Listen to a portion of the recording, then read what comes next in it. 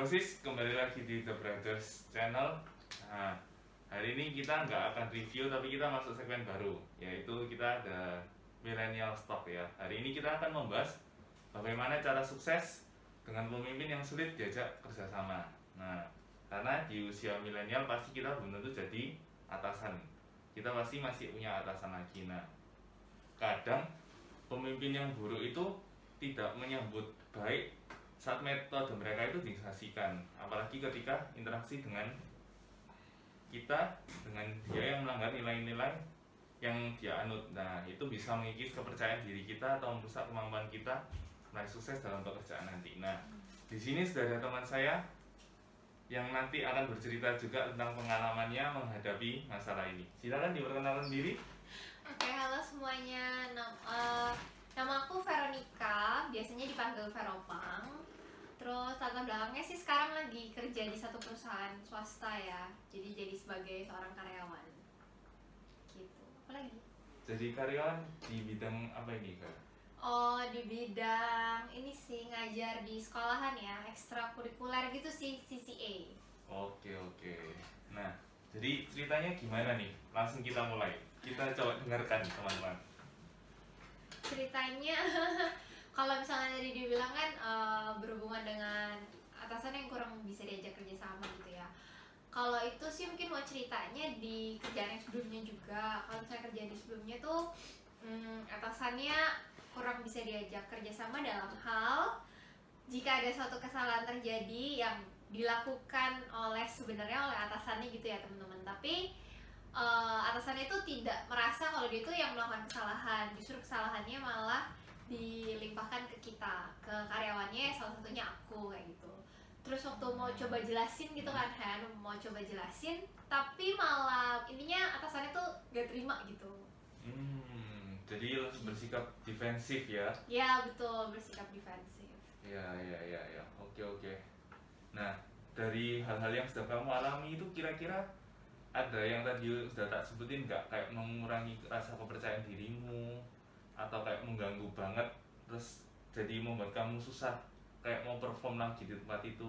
Iya, benar banget sih. Maksudnya dari yang kamu bilang itu mengganggu kepercayaan diri, karena kan jadinya kayak merasa salah ya. Jadi bingung gitu loh apa yang dikerjakan kok kelihatannya salah terus di hadapan bos gitu kan. Terus performa juga jadi lumayan menurun sih gitu, karena jadinya agak takut-takut kalau bicara sama atasan ya, karena ketika nanti niatnya menjelaskan tapi nanti malah atasannya nggak terima gitu, jadi kayak ya mengurangi performa kerja sih. Jadi kayak gerak-gerik kita jadi nggak bisa leluasa ya? Iya betul banget. Oke. Nah, ini kita akan bahas beberapa tips gimana sih cara mengendalikan situasi seperti itu. Nah, gini Pak, jadi kalau menurutku yang pertama kan kita pasti harus gali dulu masalahnya ini, kita ada kontribusi nggak di dalam masalah itu. Nah, jadi kita nilai diri kita sendiri dulu, gimana menurutmu?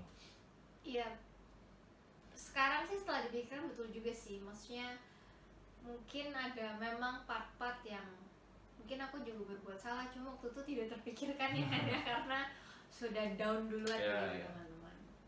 Oke. Nah, jadi setelah harus refleksi gitu ya. Ya benar, kita harus refleksi diri kita dulu, ada kontribusi nggak dalam hal itu. Nah, setelah kita introspeksi diri, kemudian mungkin kita bisa kumpulin bukti-bukti yang spesifik, yang mendukung pendapat kita itu. Nah, jadi sebelum kita ketemu, pastinya kan kita harus menyelesaikan masalah. Sebelum kita ketemu, kita sudah ada dasar bukti dulu. Nah, tapi itu pasti jangan berdasarkan perasaan aja ya, harus yang benar-benar konkret. Nah, misalnya kayak ada perkataannya yang menghina atau menyerang kita, nah itu harus diuji dulu secara spesifik juga tanpa melibatkan emosi kita.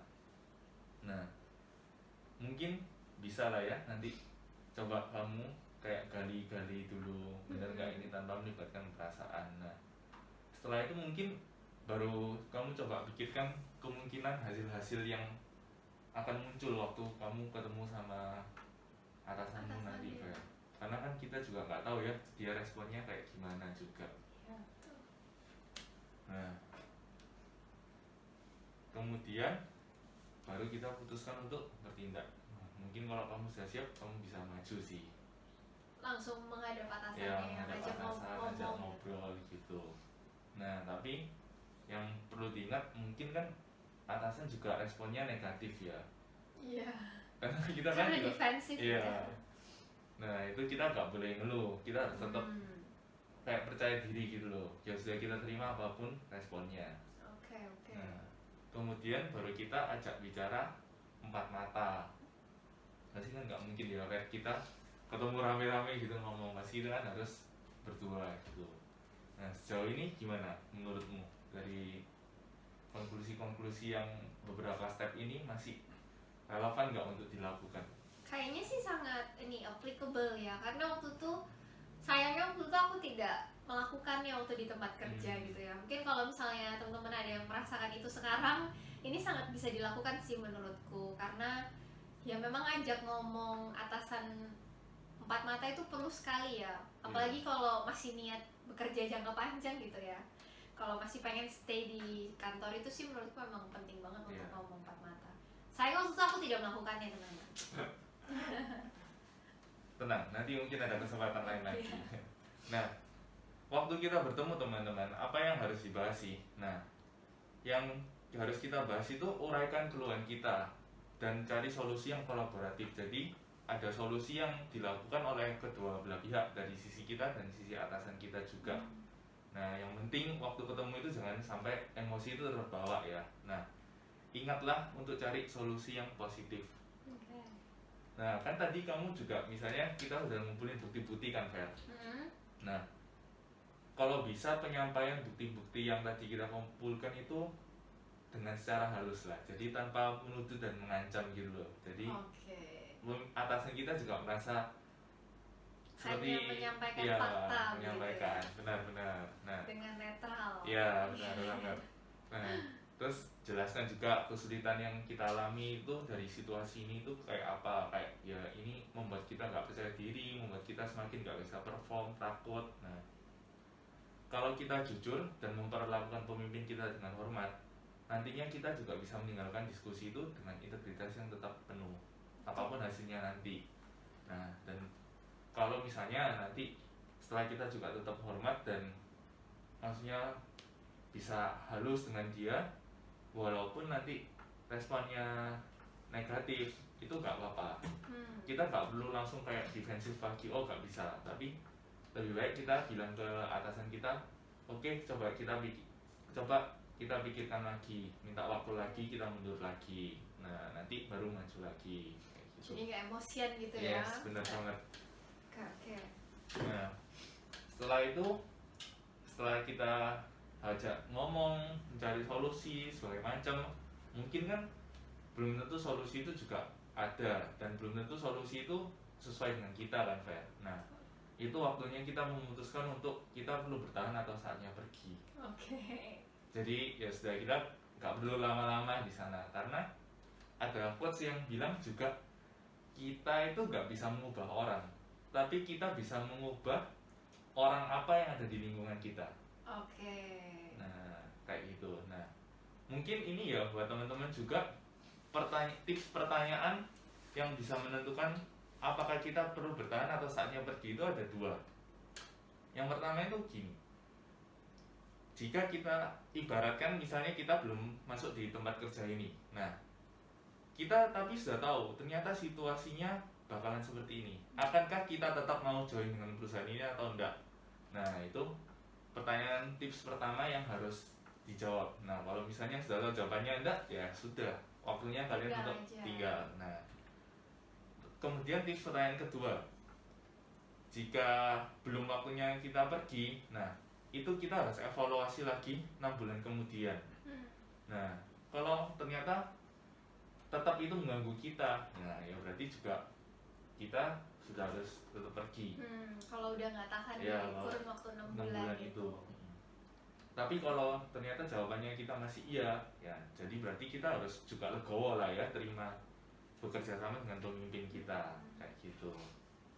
Nah, kemudian kalau kita juga memutuskan untuk tinggal, Fair, ada dua tips pertanyaan juga yang kita tanyakan diri kita. Ini kalau kita memutuskan untuk stay. Iya, gitu ya. untuk stay. Oke. Nah, kalau kita sudah memutuskan untuk stay kan kita nggak mungkin nggak perform lagi kan ya. Iya betul. Nah, Masih ada tanggung jawab ya benar. gitu. Nah, itu ada dua pertanyaan yang harus kita tanyakan, yaitu akankah saya mampu menambahkan nilai waktu kita di perusahaan ini lagi. Yang kedua, akankah saya mampu untuk tetap jujur pada diri sendiri. Jujur pada diri sendiri. Jujur pada diri sendiri, karena kan ya kita kan nggak mungkin bisa membohongi diri kita lah ya. Iya. Tapi kan kita masih bisa fake di depan orang lah ya. Nah itu yang juga toksik buat diri kita juga. Itu harus yang kita sadari, kita harus tetap jujur, karena kalau kita nggak jujur gak itu menyiksa kita pasti Iya kan. betul. Jadi membohongi diri sendiri ya padahal. Benar banget. Nah, jadi kira-kira itu teman-teman tips untuk menghadapi atasan yang sulit untuk diajak bekerja sama. Nah, ada mungkin pesan-pesan lagi yang mau kamu sampaikan, Fer? Iya. Kalau ini sih sayang banget ya baru dengar sekarang, soalnya memang tips-tips dari Hendadi applicable banget sih. Kayak kita perlu refleksi, kita juga perlu conversation sama diri kita sendiri, apakah kita mau stay atau enggak. Kalau kita mau stay, kita harus cari solusi, ajak atasan ngobrol, bisa improvement. Menurut aku tuh bagus banget sih. Jadi bisa banget sih kalau misalnya kalian-kalian yang sedang mengalami di posisi ini atau nanti kedepannya, bisa sangat diingat tips dari Hendadi. Jadi aku juga nanti di pekerjaanku yang sekarang ya event, karena pekerjaan yang sekarang juga lumayan menantang sih sama atasan gitu. Dan ya sepertinya akan mempertanyakan pertanyaan-pertanyaan tadi ke diriku sendiri gitu. Apakah aku harus stay? Kalau aku stay, aku milih stay, berarti kan aku harus tetap maksimal. Karena kita nggak mau ya jadi biasa-biasa aja di tempat kerja kita gitu sih. Karena kita juga harus memberikan dampak positif bagi lingkungan kita ya. Yes, yang terbaik. Sip. Thank you, Hen. Thank you, Vero. Jadi terima kasih untuk Vero yang sudah memberikan waktunya buat kita.